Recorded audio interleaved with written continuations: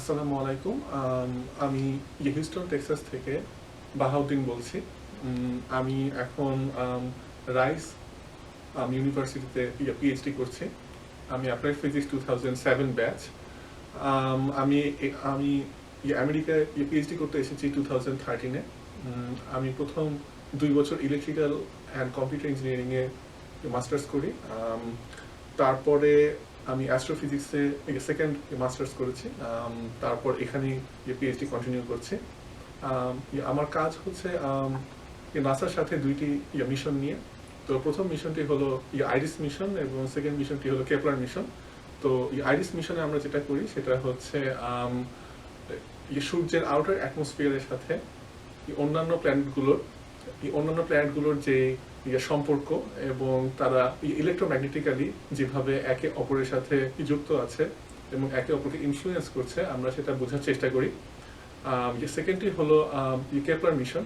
Kepler মিশনে আমরা যেটা করছি সেটা হচ্ছে আমাদের গ্যালাক্সিতে সূর্যের মতো আরও বিভিন্ন নক্ষত্র আমরা কিভাবে খুঁজে বের করতে পারি এবং এই ধরনের নক্ষত্রগুলোকে ঘিরে আমাদের পৃথিবীর মতো পটেনশিয়ালি হ্যাবিটেবল প্ল্যানেট আছে কিনা সেটা খুঁজে বের করা এবং আমরা কিভাবে খুঁজে বের করতে পারি সেটা পদ্ধতিগুলো সম্পর্কে আমরা রিসার্চ করছি। যারা এই ফিল্ডে আসতে চান তাদের জন্য আপনার জন্য যেটি বলতে পারি সেটি হচ্ছে যে অ্যাস্ট্রোফিজিক্স এবং স্পেস সায়েন্স খুবই হিউজ একটি সাবজেক্ট। এখানে আপনার ইলেকট্রিক্যাল ইনস্ট্রুমেন্টেশন থেকে শুরু করে মেশিন লার্নিং, ইমেজ প্রসেসিং, দেন হাইলি সফিস্টিকেটেড অপটিক্যাল ইনস্ট্রুমেন্টেশন এবং এছাড়াও ফিজিক্স এবং অ্যাস্ট্রোনমির বিভিন্ন মডেলিংয়ের কাজ করা হয়। তো আপনারা যেটা করতে পারেন সেটা হচ্ছে এরকম যে কোনো একটা টপিকের উপর আপনারা প্রজেক্ট করতে পারেন। সেটা হতে পারে আপনার মাস্টার্সের থিসিস কিংবা আপনার ফাইনাল ইয়ার প্রজেক্ট।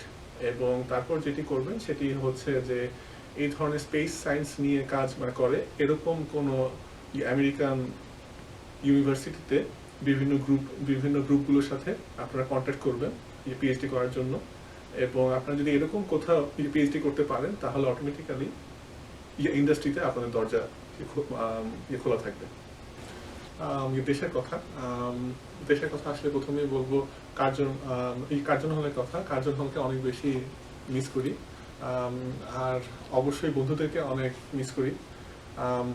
আর ফ্যামিলির কথা তো অবশ্যই আসবে। আম্মুকে অনেক মিস করি, আমার ছোট বোনটাকে অনেক মিস করি। বাসায় 2টা কবুতর ছিল, এখন নাকি একটা আছে, তো ওদেরকে দেখতে ইচ্ছে করে। আর এই তো ইনশাল্লাহ আমি এবছর ডিসেম্বরে দেশে আসছি। তখন কার্জন হলে যদি আসি তাহলে আপনাদের সাথে দেখা হবে। আপনাদের সবার জন্য শুভকামনা রইল। থ্যাংক ইউ আমার কথা ধৈর্য ধরে শোনার জন্য। আল্লাহ হাফিজ।